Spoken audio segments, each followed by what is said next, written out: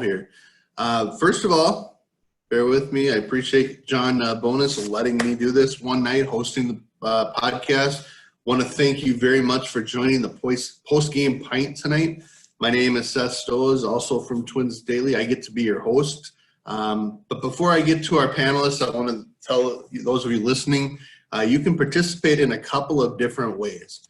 You'll see at the bottom of your screen, there's an area that you can click on that says Q&A. Click on that and we'll be able to see your questions, or you can converse with those also in the chat room. We will be going with our panelists here tonight and they'll be telling us what they're drinking in their post-game pint. Let us know in the Q&A what you're drinking as well. You can also raise your hand if you want to be added. If you want to join this and be on video, let us know. And finally, let's have some fun. Ask some questions. Enjoy it. With that, let's introduce our panelists tonight. And we are going to start with Matthew Lenz. He's been writing at Twins Daily for a little while. Matthew, tell us a little bit about yourself and what you're drinking tonight. Yeah, so I'm Matt Lenz. I am a high school math teacher and baseball coach. And yeah, I've been writing for Twins Daily for about 2 years now. I've been on a little bit of a hiatus since the shutdown happened. He actually turned 6 months yesterday, so I have a 6-month-old here that I'm trying to keep up with. And so, yeah, that's kind of what's going on with me. I'm currently drinking. I changed it up on Matthew Taylor. Originally, I thought all I had was some Bud Light, but I was able to dig up a Bent Paddle Venture Pilsner out of the Adventure Pack that you can get in stores. So I would definitely recommend that Adventure Pack. It's got 4 different beers in it, all of which were delicious. And as I do with many of my light beers, I like to put in some garlic and jalapeno stuffed green olives as a little treat at the end. All right. Well, that is a lot of detail right there about a drink. All right. Again, I want to remind you, if we do have Rena in the Q&A, please let me know, and we'll get you added to the panel here.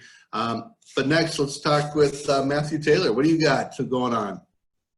Hey, guys. Yeah, so I'm Matthew Taylor, one of the 12 Matthews that we have over at Twins Daily, and I've been writing with the site since October, pretty much right after the Twins got eliminated in the ALDS. So excited to finally be writing and talking real baseball after it was an interesting start to my time at the site. But yeah, super excited. And today I'm drinking a sour. It's a Pucker Up sour from Enki Brewery in Victoria, Minnesota, where I live, just right across the street. So enjoying that and excited to talk some baseball tonight. All right. Thank you very much, Matthew, as well. I'm sure it'll be no surprise to anyone that I am drinking a Diet Dr. Pepper. Now, I started this thing about 4 hours ago. So in preparation for potentially finishing that last little bit, I grabbed Diet 7-Up, which is absolutely terrible, but it sounded like a little something or another. All right. Again, I want to reach out if Rena is in the attendees list. Please send something in the chat, and I will, promote you to panelist, and we will get going to that. All right, first things first tonight, Twins with a 4-1 win over Cleveland. Matthew Lenz, what was your big story of the evening? Well, my big story would just be the Donaldson injury. I think we were all a little bit surprised to see him taken out or pinch hit for right there in the second inning.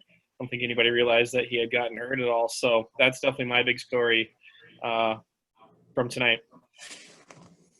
All right. Yeah. Matthew Taylor, your thoughts on that? This is not the first time that Josh Donaldson has had that calf injury.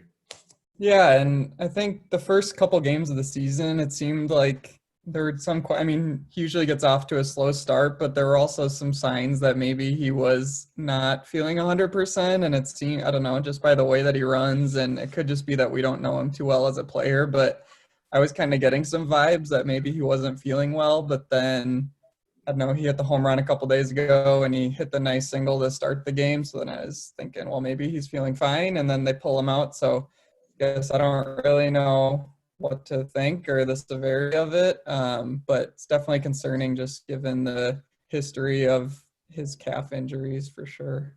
Yeah, absolutely. Obviously, that's a key piece. He hasn't hit yet this year, but he's going to. I mean, he's former MVP and just too talented, too many walks, all of that kind of good stuff. Matthew Taylor, your big story of the game?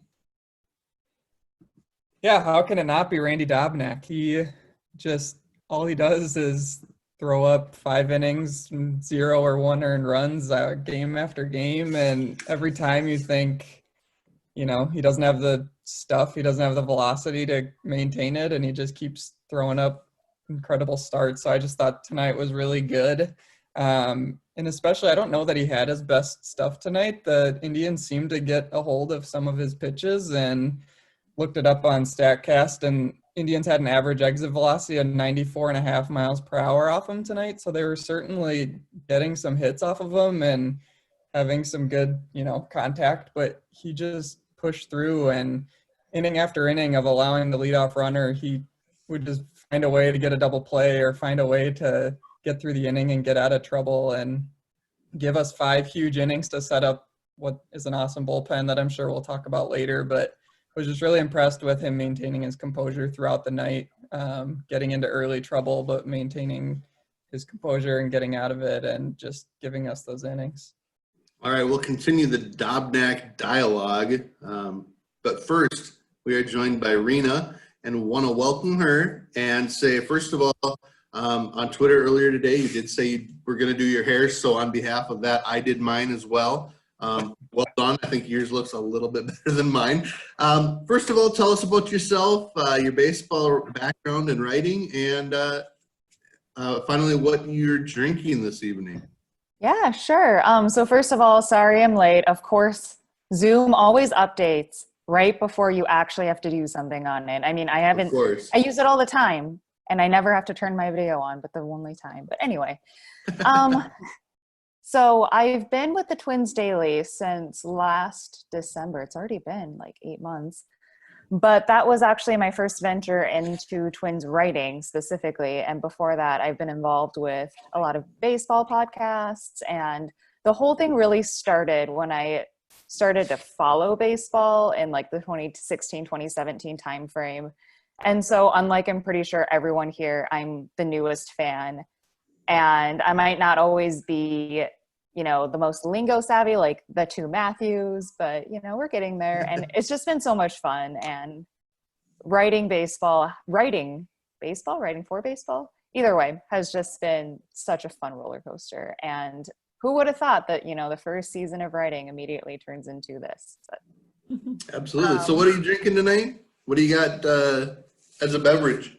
So I actually am not a big drinker, but in honor of this, I am now drinking a truly hard seltzer in a Twins wine glass. So yes, very nice, very nice. All right, now Matthew Taylor brought up Randy Dobnak. Your thoughts on Dobnak tonight, Rena? Well, bad timing. So he's not always the most consistent, and a lot of times, he gets into these jams and somehow he always pulls through. I mean, just looking through even his last start and all of his previous starts, the ERA is low. He's getting a fair number of strikeouts, and I feel like tonight has been the most consistent he's looked so far after, I think, 8 or 9 starts in the big leagues. And so I'm really glad that he's here. I'm glad the Twins made him one of their starters, and I know that there's a lot of difficult road ahead, but I'm glad that he's here and he's looking as sharp as ever. Absolutely. So as Dobnak went through 5 innings, he was right around 95 pitches. Last night, Jose Barrios going up against Shane Bieber, he was at about 100 pitches in 5 innings. Efficiency is definitely a topic that I think we're probably going to be following. But fortunately, and we'll lean over to Matthew Lenz here with the first topic. Beyond Dobnak, though, the nice thing is this bullpen is fantastic. They went Clippard for an inning, Duffy for an inning, Romo for an inning, and Taylor Rogers dominant in the 9th. Your thoughts on that bullpen and what you saw tonight, Matthew Lenz? Yeah, I mean, they just continue to impress. We don't have – just like 2 days ago, I got in kind of an argument with some of my buddies who – we don't have that elite name. I mean, to us, Taylor Rogers, Trevor May, those guys are elite to us, but they're not the Aroldis Chaplins, Kenley Jansen's, Brad Hands of Major League Baseball. But I think we have an elite bullpen. And I mean, they're striking out guys like crazy so far. And so I love our bullpen where it's at. So Matthew, we've got a question Matthew Taylor, we've got a question in the Q&A from an anonymous attendee that says, why not May to close tonight with rest instead of Taylor Rogers, who has pitched once now in 6 games? Twice now in 7 games, that is. Sure. Well, I think he had the rest and he is able to go. So why not throw out Rogers? It's only a 3-run game and what was a massive Cleveland game. You dropped the game yesterday and sure, you're up 3 runs, which seems like quite a bit, but you really need to slam the door and you need to win that game. You can't mess with anything against Cleveland and that lineup. If they get a couple of runners on and work their way back up to the top of the lineup again where they got switch hitters, then you can get into trouble really quickly. And I think you just had to close the door. You had to get that guaranteed win. And we saw that last year too with Rocco, that he just wants to take the wins wherever he can get them. He's not going to try to give up today or try to play it slower today to try to set himself up better for tomorrow. He's going to take the win that he can get when he sees it. And I think that was the opportunity today. Yeah, and I mean, at the end of the day, Taylor Rogers is the closer. The other day, Rocco Baldelli said, yeah, we used Romo the other day because he was warmed up already in a 3-run lead in the 9th. But Rogers is going to get the toughest situations. And when you're playing Cleveland, you just got to get the win, whether it's a 3-run lead or whatever. So no surprise there that they went to Rogers. But May hasn't pitched in a couple days. He's probably ready to go. I was surprised we didn't see May in the 8th. Rena, your thoughts on Sergio Romo? He's been used in the 9th. He's been used in the 7th. Today he was used in the 8th with Ramirez, Lindor, and Santana coming up. I mean, that's the crucial situation of the game right there.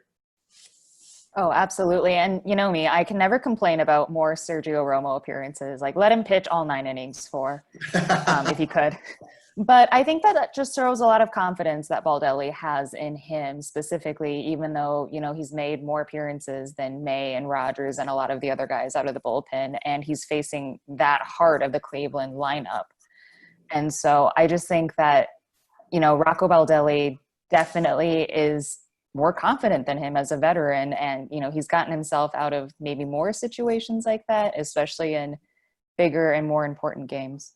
So, but more Romo. I was actually, go ahead, Mr. Taylor. Here. I was surprised that Rocco didn't go to Rogers in the 8th inning rather than the 9th, just with the top of the lineup coming up. And also that all 3 guys at the top were switch hitters who Romo kills righties, but each of those guys were going to go lefty against him. So I was surprised to see Rocco go there. It worked out fine, obviously, but I would have thought with the top of the lineup coming up that we would have seen Rogers there. But obviously, who am I to question how it turned out? So yesterday, before the first game of the Cleveland series, Sergio Romo was one of the Zoom panelists or Zoom guests for the Twins pregame press conference. And I asked him the question. He's been used in the 9th and in the 7th. I think Trevor May has been used in the 5th and the 8th. Clippard has been used in multiple. So I just asked him, would you prefer to have a set rotation spot in the bullpen? I mean, something like a 7th inning or an 8th inning or whatever. Or have you guys just been instructed that be ready pretty much anytime after the 4th or 5th inning? And he kind of gave one of his answers, and he was like, well, I don't know if I'm supposed to say this, but basically, yeah, that's what we're being told. Just be ready at any time in any situation. And to this point, through 7 games, I think Rocco has held on to putting guys into situations that have made sense to put them in good situations. And we're going to go for about another 20 minutes or so here, but I want to again remind people in the audience attending that you can contribute in a couple of different ways. At the bottom of your screen, you can see the Q&A button and also the chat button. So feel free to ask questions in those locations, and we'll try to get to all of those. The other thing is, if you do want to join the panel as a contributor and get your face out there and ask a question, and also this is a G or PG rated show, please let us know, and we'll try to accommodate that. one thing I need to go back and do. Rena, is there one thing that stood out to you, one talking point that you would focus on for this game, one thing that stood out? I would definitely say, and it actually goes with our very first question in the Q&A from James Danielson, how do we view Avila's role in the lineup? I think that he's definitely someone that we need to start paying more attention to, and I think that he really proved himself tonight. I think that collectively we saw him as just kind of playing second fiddle to Garver for the rest of the season, but he hasn't struck out much. He's been offensively and defensively solid, and so he's really the guy that stood out to me as the big thing in the game tonight. Okay, we're going to talk about that a little bit more, and I think it's a great point. I think it's a great topic. But the second part of that question from James Danielson is to Matthew Lenz, and it is, how many olives do you have in that beer?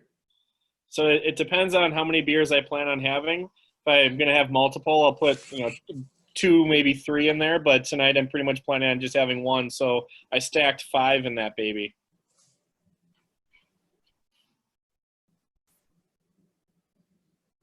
All right, I apologize. I think I'm having unstable internet issues. So I didn't hear that answer, but we are going to continue the Avila discussion because I think it's a good one. We'll go to Matthew Taylor. Your thoughts on the catching situation? It's clear Mitch Garver's the starter, but Alex Avila has been around for a long time. He knows the AL Central well. He's played in the league, in the division a lot. And last year had a 350 on base percentage, so he's not just defense only. So, I mean, has anything changed your mind on what you thought would happen early this season? Yeah, I think last year Jason Castro was pretty much as good of a backup catcher as you could have asked for, right? He was a great defensive catcher, a great pitch framer. He, hit well against right-handed pitching, and he was a solid backup. And bringing in Alex Avila, you're sort of expecting the same thing, another veteran guy who's going to provide great defense and who's going to hit righties well. And that's what we've seen from Avila. And he had a really good RBI the other day. He had, the home run today, and he's put together some quality at bats. And it's just really nice when, especially in a 60-game season, when you don't want to overdo it with Mitch Garver. And when you have a solid backup behind him, it gives you the opportunity to sneak in some extra days of rest for Garver, make sure that he stays fresh throughout the season and stays healthy. And it just, it's huge. You can't put a price on that for sure. Yeah, probably a little early for sure to be any worried about Garver's slow start to this point. But Matthew Lenz, anything more you would add to the catching discussion? Otherwise, I got a follow-up for you. Just, for me, my opinion's always been, I played catcher growing up. And so, if we can get great defense out of a catcher, that's what I want. If he comes with hitting, great. If he doesn't, that's fine. And so, we're totally spoiled with Garver, who can do both. And so I love Avila, especially so far, because he's been able to do it on both ends as well. Very good point. So my question for you, as you had mentioned earlier that you've done some coaching, is in the 6th inning, Tyler Clippard got the ground ball up the middle. The Twins were obviously shifted, and you always want to tell your infielders, if you can get it, go get it. So I don't think there was necessarily any fault in that double that got between Polanco and Arise. But in your eyes, what should happen in that situation? That's shortstop's ball all the way. His momentum was already kind of headed towards first. And shortstop's kind of the leader of the infield as it is. And so he definitely needs to take charge and just get that ball and get it over to first base. But I was really confused on what happened after that. It was almost something that you'd see in like a beer league softball where they try to egg the guy on to try to go for second so he can throw him out. And it was weird to see Polanco just kind of walk after that ball and then just let the runner get to second. But no, on the initial play, that's Polanco's ball all the way. All right, we're going to go back to the Q&A section here. And again, thank you for those questions you're sending in or your comments. As Austin Hall says, and thank you very much, trademark Rosario game, huh? Big double, a crazy high pitch. Again, that was at the head. But then poor base running and regrettable infield pop-up in a key spot. That was in the, I believe, 5th inning with runners on 2nd and 3rd, either 0 outs or 1 out. It's always entertaining with that guy, sometimes good at entertaining, sometimes bad entertaining. And as I like to say, pretty much every day, I love watching Eddie Rosario play baseball, whether it's good or bad. But TCNL adds a question, and I think this one's for Rena since it includes her name. Does it hurt Rena's rosy love and heart to see him toot blonde? I don't know. I think that question's for Matthew Lenz. I'm just kidding. You know, with love, it ebbs and flows. You know, you love him on a bad day, you love him on a good day. And clearly Eddie found his groove in some weird psychotic way tonight. And it comes with toot blands. So it doesn't hurt my heart. It just, you know, solidifies who Eddie is more than anything else. Yeah, honestly, I think if you take away his aggressiveness, he's not the same player. It's wonderful to say, try to take some walks, but he can hit a ball up here sometimes, and he can hit a ball that's down and in. And I mean, you'd like to, as I've said many times, and people have told me, yeah, you want to find those areas where he hits the ball best. Those aren't necessarily always strikes. Sometimes it's above those. I mean, so you got to take the good, you take the bad, you take them both, and there you have Eddie Rosario, right? I mean, I don't know. Matthew Taylor, you haven't said anything for a couple of minutes now. So would you have any Eddie thoughts? Yeah, I mean, it's perfect timing that just earlier today I posted my article about early thoughts on Eddie Rosario's plate discipline, which just shows that we can't talk about these things after 5 games in the season. But no, I think exactly what you guys are saying. It's the plate discipline that makes Eddie who he is, but it's also the poor plate discipline that makes Eddie who he is, and take the good with the bad and just roll with what you're going to get. I think overall you get an above average outfielder that, and most any team would be happy to have. So you just have to roll with the punches along with it. And again, head over to twinsdaily.com to read Matthew's article on Eddie Rosario from earlier today or late last night. So you'll want to check that out. And again, check out Matthew Lenz and also Rena's articles at twinsdaily.com. Thank you very much for joining tonight. We still have a couple of questions in the Q&A, but we welcome yours if you have some more. So let's keep the Twins talk rolling. The next question comes from Mark Kiefer, I assume. Maybe it's Kiefer, but I assume Mark Kiefer. Donaldson's calf and a slow start. Is Adrianza our third baseman this season? Let's start with that, because the follow-up is, does Sano flip back over there? And maybe that is a legit question. I think the first one we'll have to answer this one is Matthew Lenz. Yeah, so this was actually something I had started to think about when I was looking back at the Donaldson injury. I went back and found, because this is the second time that Donaldson has injured this right calf, and I went back and found like the original article when he was with the Blue Jays on it, and I mean, I know it hasn't even been, you know, hours, and so he's just listed as day-to-day because they need to look into it more. But when I read that initial article from the Blue Jays, they put him on the 10-day DL, and it was kind of like Donaldson didn't think he needed to go on the DL, and then he basically missed from May 28th and missed the rest of the season. And so I guess I'm a little bit more concerned that might be the case here, that it just, even though it seemed like something kind of random and came out of nowhere, that we could end up, you know, being without Donaldson for an extended period of time. And so that was my first question to myself is, well, do we move Sano back over? I mean, we all watched yesterday's game, and Sano kind of botched a couple routine plays, which is expected to happen when you're getting used to a new position and everything. But with the lack of spring training or summer camp and the lack of time that Sano was able to actually practice at first, I guess my opinion would be, I think it would be worth moving him back over to third if Donaldson is out for an extended period of time, and then just sticking, you know, Marwin or Aire back at first, I guess would be my opinion. Matthew Taylor, your thoughts on Donaldson? First of all, I think let's start with, is there any reason to be worried yet beyond the fact that he does have a history, which those of you listening, again, not to totally promote Twins Daily here, but Lucas Seehafer, who was on this podcast just the other night and writes a lot of injury-related things, did talk about last offseason. He does have that history with the calf. Matthew Taylor, is there any reason to even start thinking about potential backup plans yet?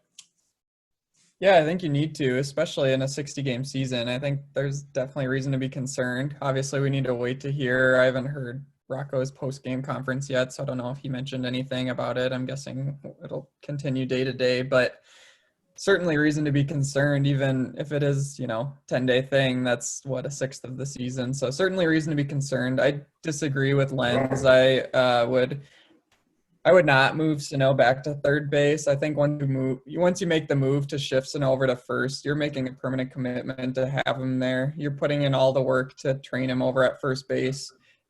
You had him working all off season with, Morneau working with the club on first base and things like that. So I don't think there's any sense moving him back there, and I don't think the Twins have that in their plans either, especially when you have other good options over there. You have Adrianza. I think the main guy will be Marwin, who started at third base last year for Sano and played really well over there. I think he's a really solid third baseman. You have other guys in the organization. You have Blankenhorn, who played a little bit there in the summer, but I would rather keep Sano at first base, and I think that's what the Twins will do. Rena, your thoughts on potentially do you keep Sano at first and let him continue to learn there? And your level of concern. To me, we don't know anything yet. So if anyone's out there listening and hears something about an update on Donaldson or how nervous we need to be, maybe let us know. But, Rena, what do you think about this scenario? So I am also pretty worried just because, fun fact, when I started following baseball, I was actually a Blue Jays fan. And so I followed that But anyway, I followed that trajectory with Donaldson, where basically it started with, like Matthew Lenz said, a little bit of tightness, and then it snowballed into no Donaldson for essentially a full year and some after, and then he just wasn't the same after. And I think that with injuries, these things tend to snowball. I mean, you look at guys like Troy Tulowitzki. That's an extreme example, but it eventually became so bad that he had to retire. And I could see Donaldson headed down a same path. I mean, that's extremely pessimistic to say and a very extreme example, but given his age and history, I think that that's something the Twins should consider. And I'm kind of split on Taylor and Lenz when it comes to keeping Miguel Sano at first versus third.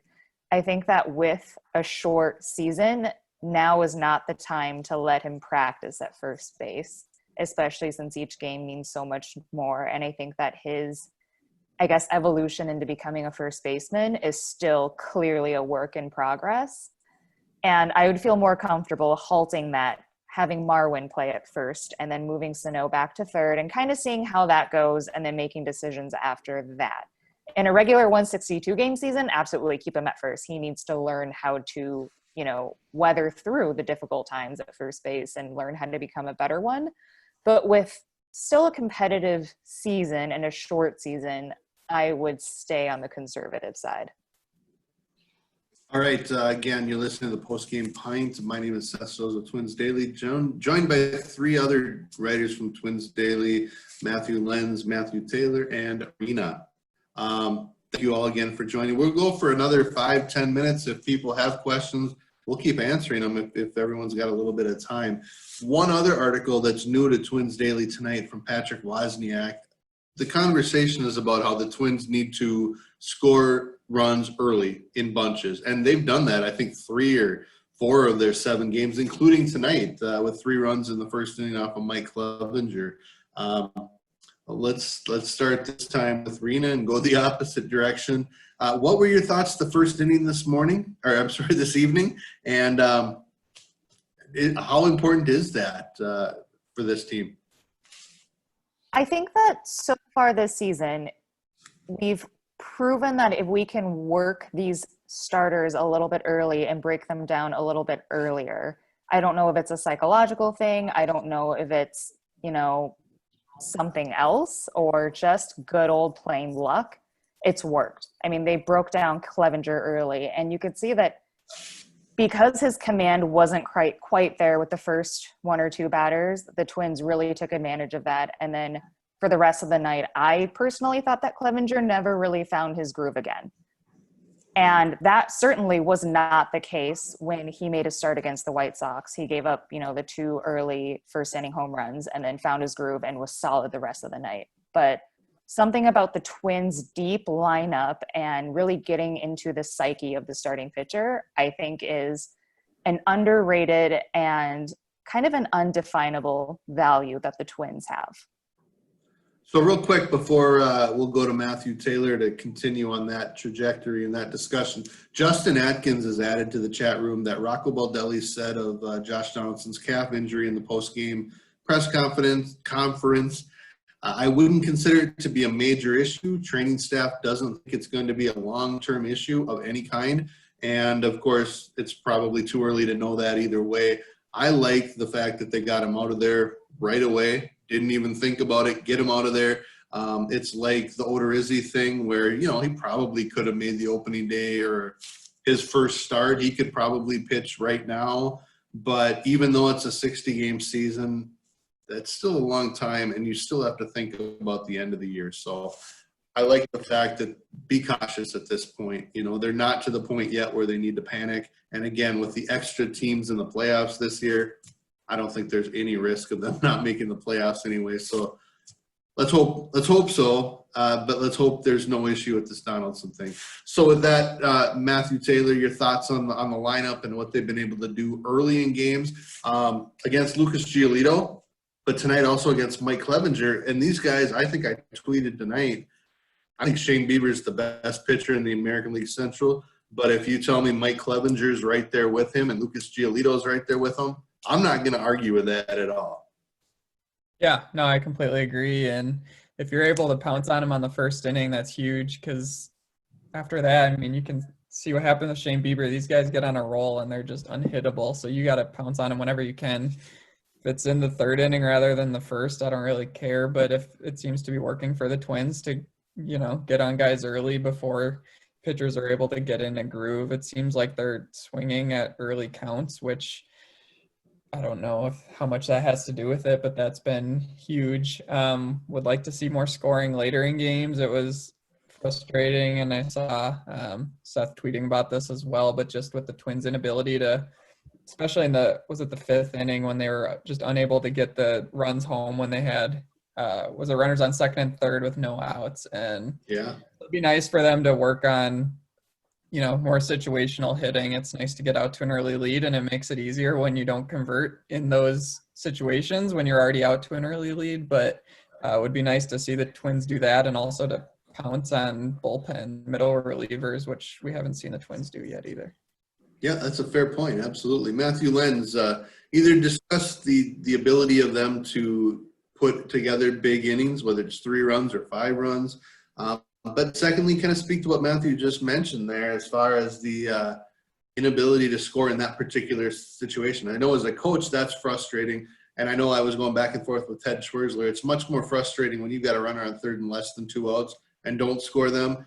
Once you get to 2 outs, you have to get a hit.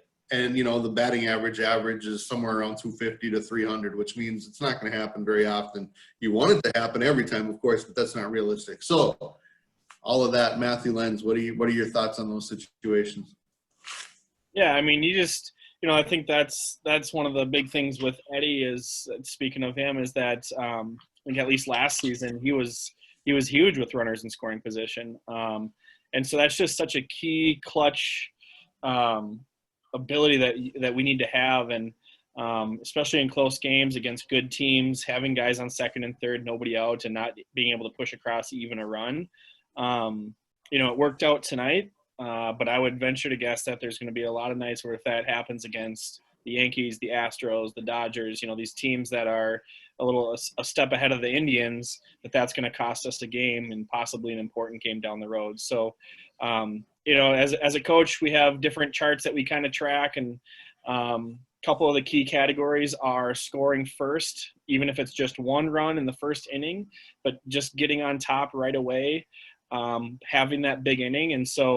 And then also driving guys in with 2 outs is just kind of key things that you can do, that if you do those things, you're going to win more games than you're going to lose. And so, batting with runners and scoring position is just a huge thing that we need to be able to do.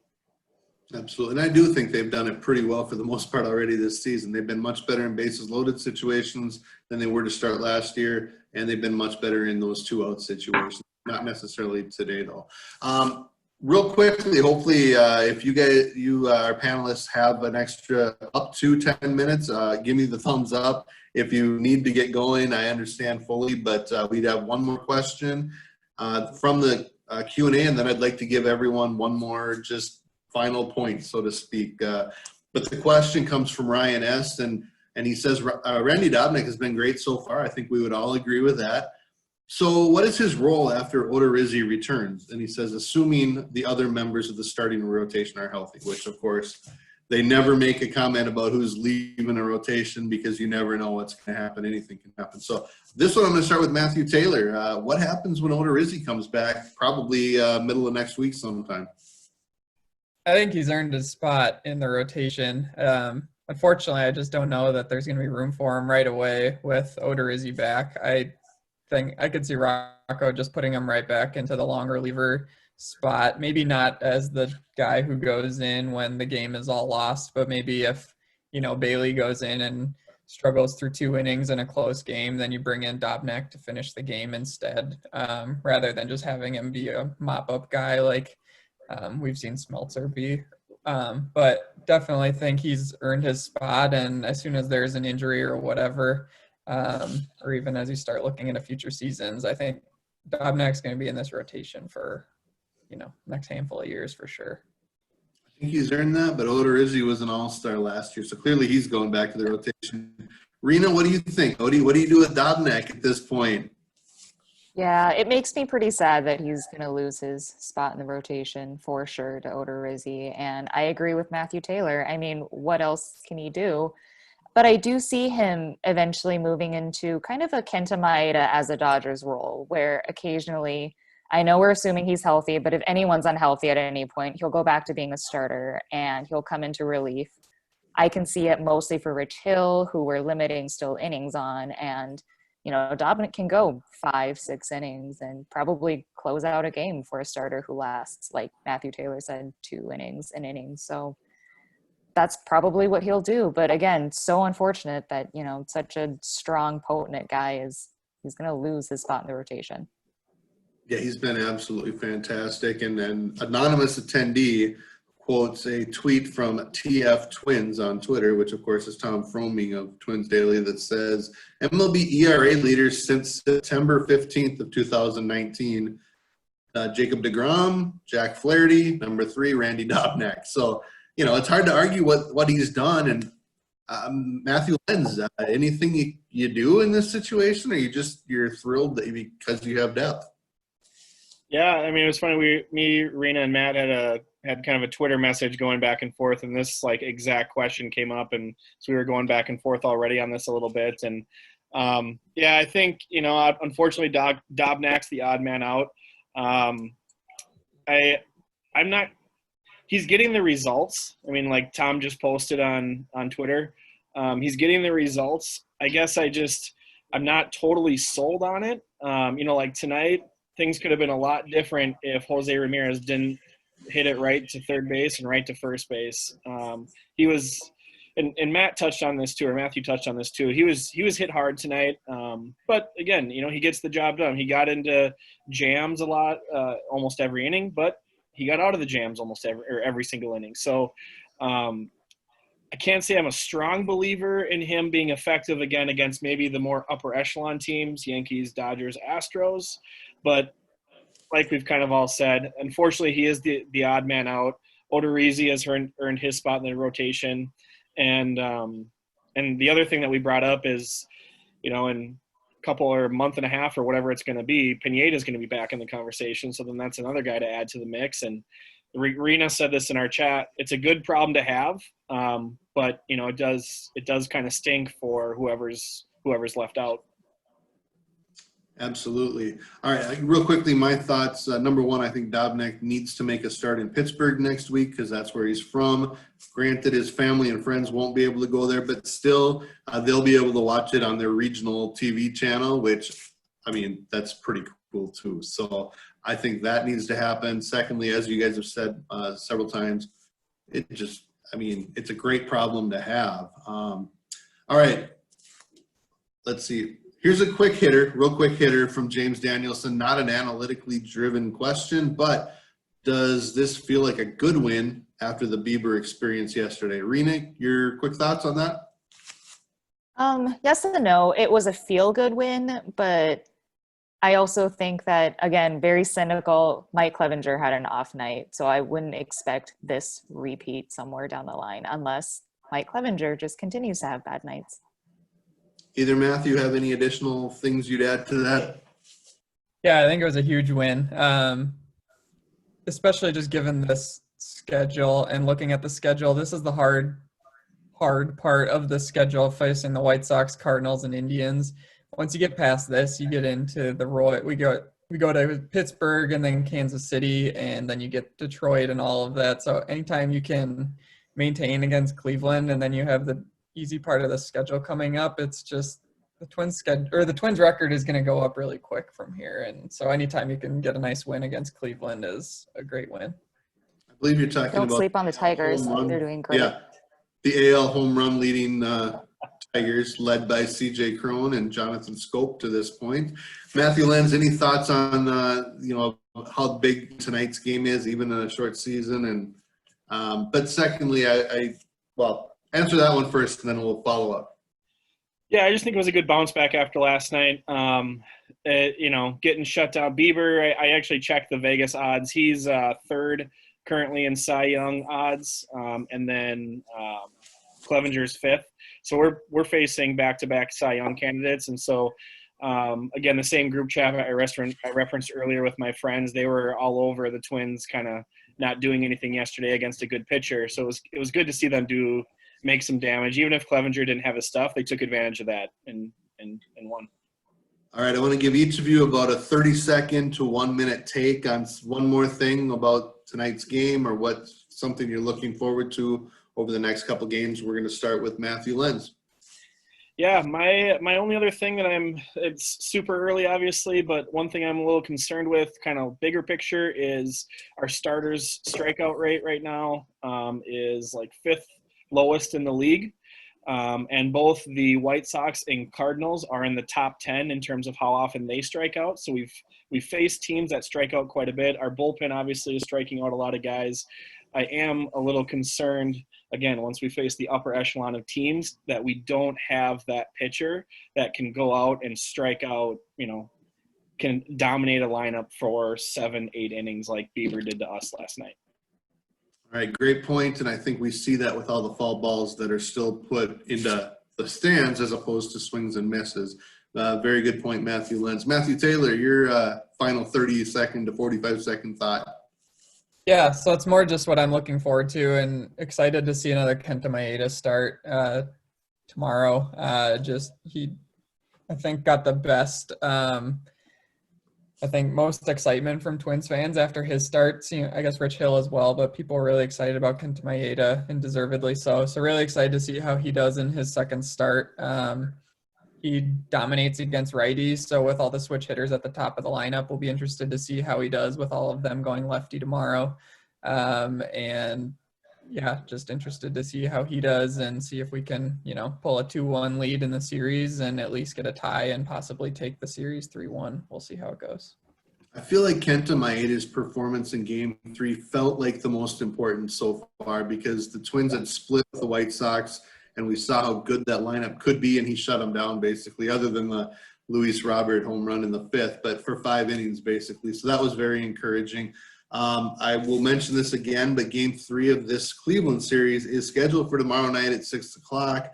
As you said, Kenta Maeda will go against another really good pitcher when he's healthy, Carlos Carrasco.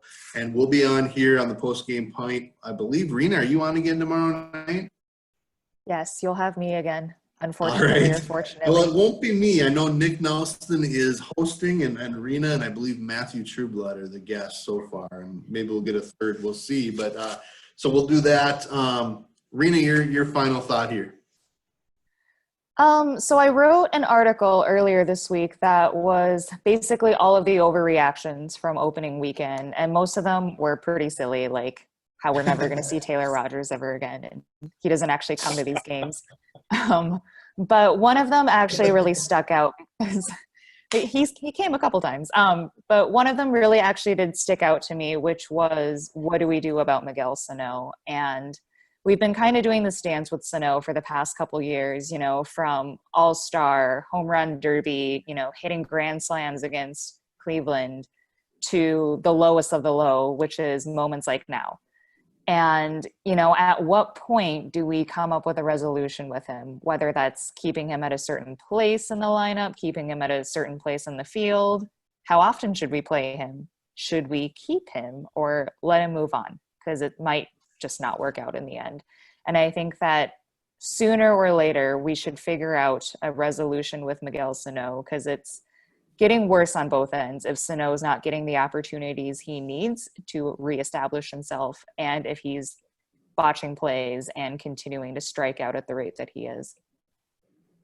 I think he's got about 30 million reasons that the Twins will be patient with him. However, I would add, as you kind of mentioned, his swing right now is where it was right before they sent him down to Fort Myers a couple of years ago in terms of missing pitches that are right down the middle. So, and he does have the excuses of, missing basically the 2 weeks of summer camp and trying to get things going. But, we'll see how it goes. It's going to be an interesting year. And as you said, it's a huge year for him, although he did get the contract. So I had two quick yes or no types of questions, quick hitters. They're not even yes or no, but I'll real quick ask all three of you, and then I'll tell you who's right, kind of like one of those game shows on TV. And we're going to go backwards again this time. My first question is, who do you want to be leading off for the Twins? Rena. Max Kepler. Mr. Taylor. Max Kepler. Mr. Lenz. Kepler. So I was having an argument, not really an argument, with my dad during that very first at bat, and he asked me why Arise wasn't leading off. And I said, well, first of all, Kepler may hit for a lower average, but his on-base percentage is usually pretty good. And, Arise does hit a lot of singles. And then all of a sudden, Kepler hits the leadoff home run, which he's now done twice in 7 games. So that's why he keeps leading off. So you're all right. You all get a point. Although I think, as we talked about last night on this show, at some point this year, I think Arise takes that job and he just keeps it for the next 8 years. My last question, and I really will let you go. The Twins have a decision to make in about a week to go from 30 down to 28 on the roster.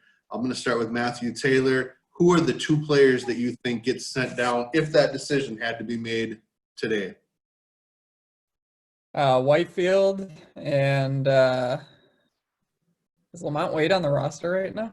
He is on the roster. Okay, Lamont Wade. All right, we got 2 outfielders from Matthew Taylor. Matthew Lenz, your thoughts? Yeah, Whitefield came to mind right away. And then is Astudillo, is he still on the injured list, or is he on the roster, or what's? He's on the 60-man roster, and he is currently on the injured list. But, Okay. I mean, he's working at CHS Field just trying to get ready. So he's not on the 30-man. Okay. Yeah, then I would agree with Matthew Taylor. We got 2 outfielders, Lamont Wade and Aaron Whitefield. Rena, your thoughts? Well, Lamont Wade, I'm sorry. I'm sure you're a very nice guy. Devin Smeltzer. So I don't know what the right answer to this one is, but I think Aaron Whitefield sticks around. I'll say that much. Lamont Wade absolutely goes down. I don't know if he's played more than a couple of innings so far, so he might as well go down there and get some swings against some live pitching and down there. I think they'll send down a pitcher, and I would have said Lewis Thorpe, but I think he's actually done a pretty nice job, and I think Devin Smeltzer needs to do well in his next 2 relief outings to maintain that role for right now. That doesn't mean they've given up on him or whatever, but I think Lewis Thorpe may have just moved just ahead of Devin Smeltzer, and it's, I think, one of those 2. So I wish I could come up with a third question real quick here, but I won't because I've already had this last longer than 30 minutes, so John Bonus will probably never let me do it again. Anyway, I want to say thank you to Matthew Lenz, Matthew Taylor, and Rena as well for your participation tonight. I want to thank everyone who is in the attendee list. We got a lot of good questions tonight, and thankfully we were able to talk about a Twins win. So thank you for joining us. Again, we'll be on tomorrow night.